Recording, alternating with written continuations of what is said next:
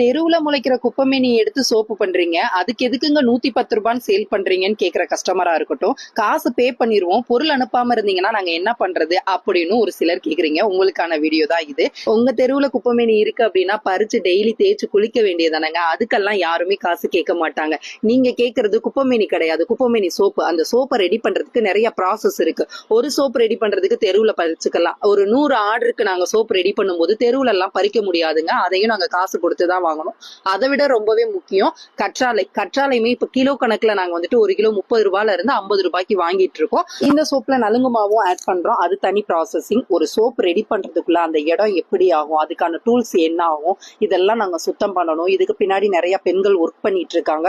So உங்களுக்கு 110 ரூபாய் பெருசு அப்படின்னா அதுக்காக வேலை பார்க்குற எங்களோட வேலையும் ரொம்பவே பெருசு. ஒரு உமன் பிசினஸ் பண்றாங்க அப்படின்னா சப்போர்ட் பண்ணலனாலும் பரவாயில்ல, இந்த மாதிரி சீப்பான கொஸ்டின்ஸ் எல்லாம் கேட்கறத நிப்பாட்டுங்க. அதுலயும் ஒரு சிலர் நாங்க அமௌண்ட் பே பண்ணி நீங்க ப்ராடக்ட் அனுப்பாம இருந்தா என்ன பண்றது அப்படின்னு கேக்குறீங்க. 7 இயர்ஸா நான் இந்த பிசினஸ்ல இருக்கேன். என்னோட கமெண்ட் பாக்ஸ் ஆன்ல தான் இருக்கு. அது போக நான் கிளாஸஸும் எடுத்துட்டு இருக்கேன். இவ்வளவுலாம் தெரிஞ்சதுக்கு அப்புறம் என் ஐடியில 1500 வீடியோஸ்க்கு மேல போட்டிருக்கேன். அந்த வீடியோஸ் எல்லாம் ஒரு நாள் போட்ட வீடியோ கிடையாது. நான் கிளாஸ் வீடியோவும் போட்டிருப்பேன், ப்ராடக்ட் ரிவ்யூ வீடியோவும் போட்டிருப்பேன். இதெல்லாம் பார்த்துட்டு எப்படி இந்த கேள்வி கேட்கறீங்க அப்படின்றது தெரியல. அன்னன்னைக்கு ஆர்டர் முடிஞ்ச அளவுக்கு நான் கொரியர் பண்ணிட்டு இருக்கேன். உங்களுக்கு நம்பிக்கை இருக்கு அப்படின்னா மட்டும் ஆர்டர் கொடுங்க. எங்க ப்ராடக்ட் ரொம்பவே தரமானதும் கூட.